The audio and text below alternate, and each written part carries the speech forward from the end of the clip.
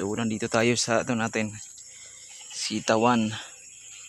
So bali ito na yung update ng sitaw natin. So ito yung Galante F1. Medyo ano na, nag-start na siya mamunga. Yan. Pero ano, mahina pa yung bunga. Mga next week na siguro kami mga kapitas ng madami-dami. Oy! Okay. So yan. Bali ito na yung light green na sitaw. Yung Galante. Galante ba? Tama. Yan. Uy, may ano tayo, problema. So ito yung problema sa sitaw. Fungus yan mga kabukid. Ito.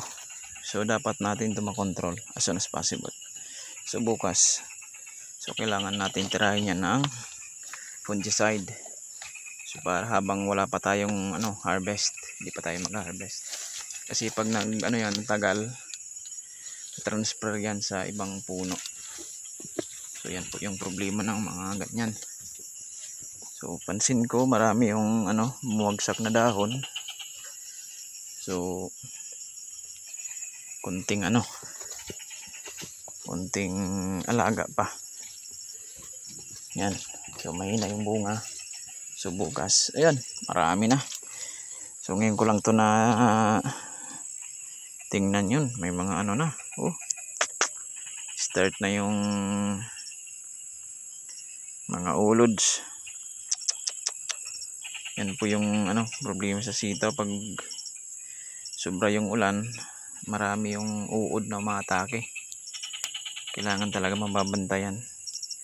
Pero hindi problema yan, tanggalin lang natin. Yan. Yan po yung sitaw natin.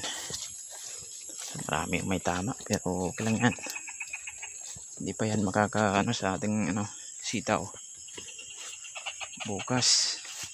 So linis tayo. So dyan muna tayo, hanggang dito muna tayo. Yan po yung update ng natin, beans. Dito naman sa kabila, tapos na yan, pichay na yan dyan yung nakatanim ngayon.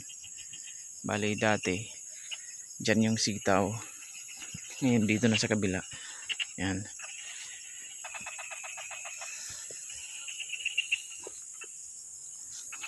Yan yung sitaw natin.